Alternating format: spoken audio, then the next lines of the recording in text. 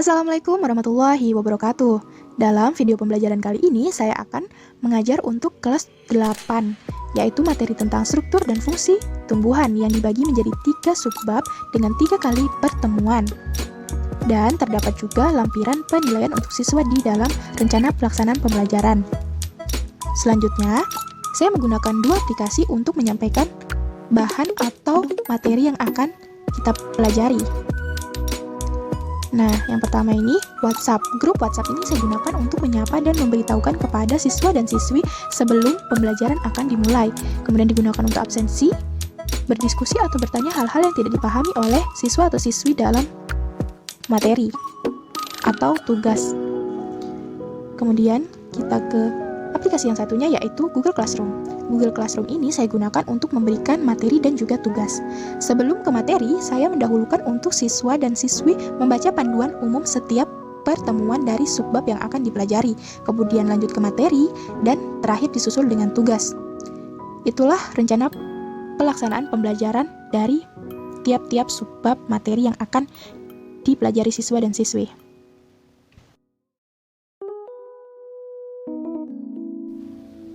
Assalamualaikum warahmatullahi wabarakatuh. Halo adik-adik, apa kabar? Semoga kalian tetap sehat dan selalu bersemangat ya untuk mengikuti pembelajaran.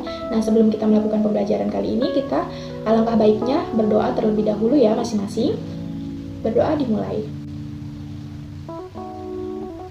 Amin. Nah, untuk materi kali ini saya akan membawakan tentang struktur dan fungsi jaringan pada tumbuhan. Masih bab 3 ya. Tahukah kalian jaringan itu apa? Ya, jaringan merupakan sekumpulan sel yang memiliki struktur yang sama yang membentuk suatu kesatuan untuk memberikan fungsi tertentu. Sel-sel pada tumbuhan yang memiliki struktur yang sama akan terintegrasi menjadi suatu jaringan dan memberikan fungsi tertentu pada tubuh tumbuhan.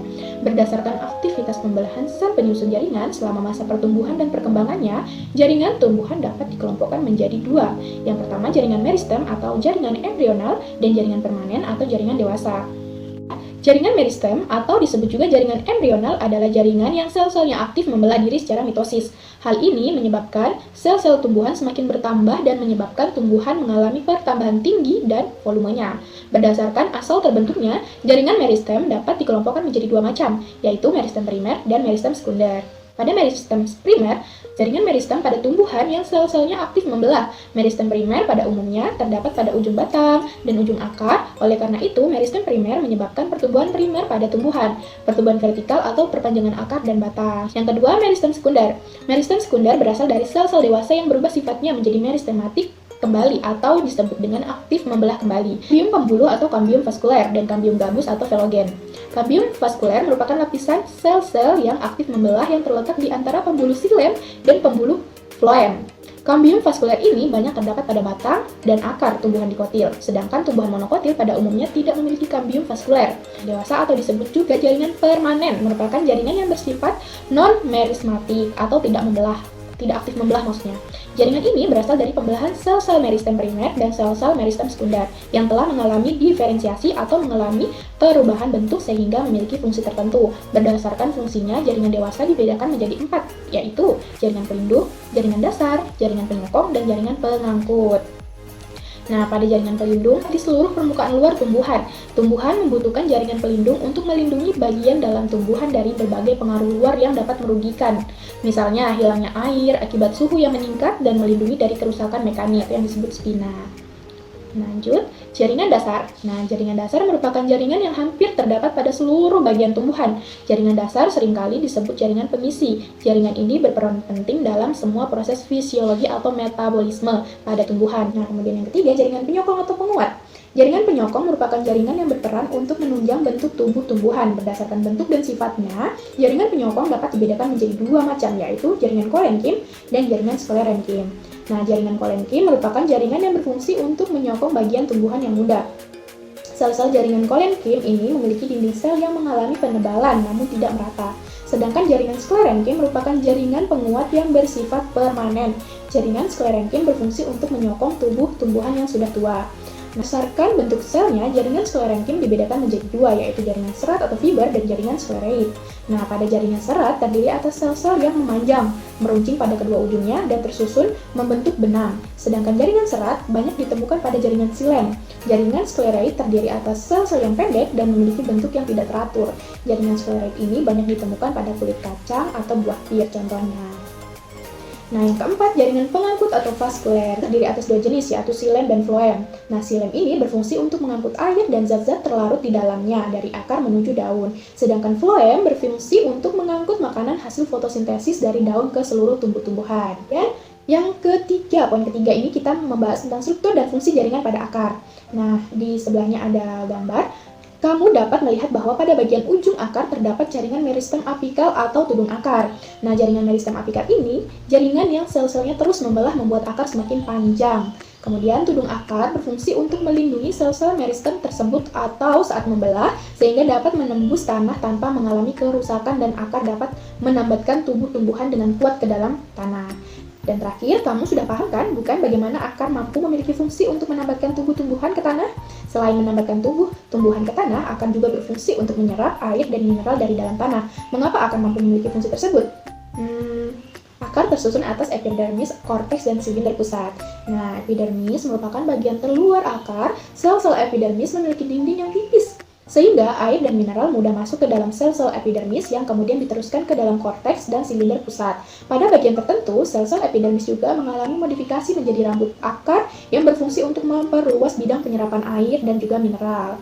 Bagian yang lebih dalam dari epidermis yaitu korteks. Korteks ini tersusun atas jaringan parenkim yang dindingnya selnya tipis dan tersusun sangat renggang. Nah, korteks ini berfungsi untuk tempat menyimpan atau penyimpanan cadangan makanan bagi tumbuhan. Nah, kemudian lapisan terdalam dari korteks disebut endodermis. Lapisan endodermis tersusun atas satu lapis sel yang membatasi korteks dengan silinder pusat.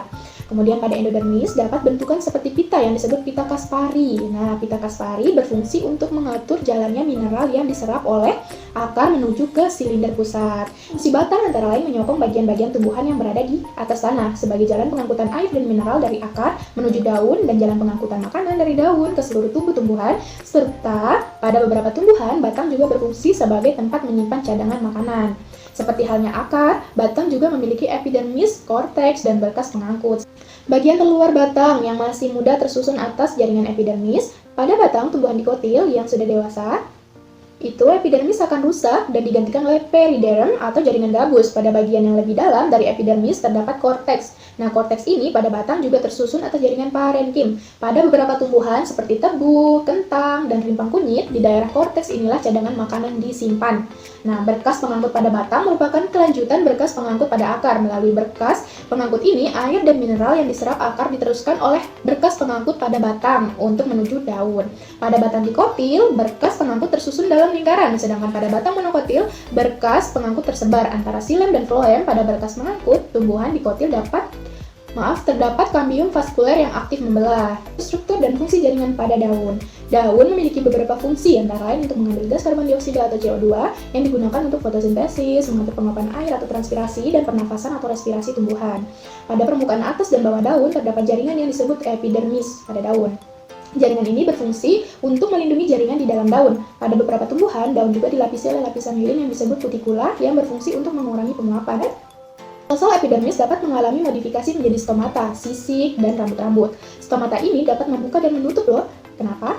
Karena dia menyesuaikan dengan kondisi lingkungannya. Pada tumbuhan umumnya, pada saat siang hari, stomata membuka sehingga karbon dioksida dapat masuk ke dalam daun untuk digunakan dalam fotosintesis. Pada tumbuhan yang hidup di daerah kering, misalnya kaktus, stomata akan menutup saat siang hari. Hal ini dilakukan agar tidak banyak air dalam tubuh yang hilang karena menguap lewat stomata.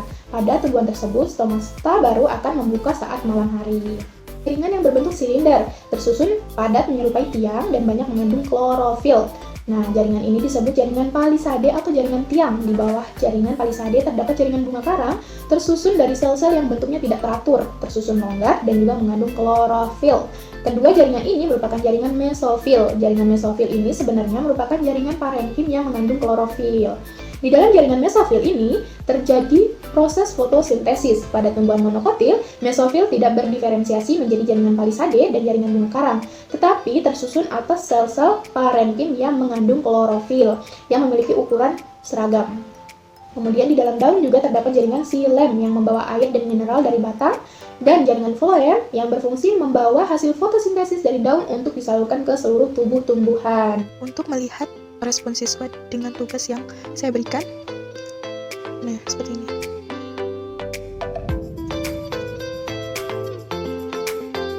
Inilah beberapa kritik dan saran buat saya dari siswa-siswi yang saya ajarkan selama 3 pertemuan.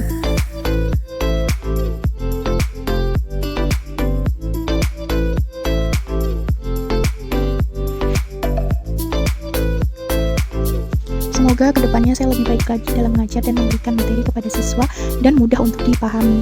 Sekian dan terima kasih. Kurang dan lebihnya mohon dimaafkan. Wassalamualaikum warahmatullahi wabarakatuh. Terima kasih, semoga ilmunya bermanfaat.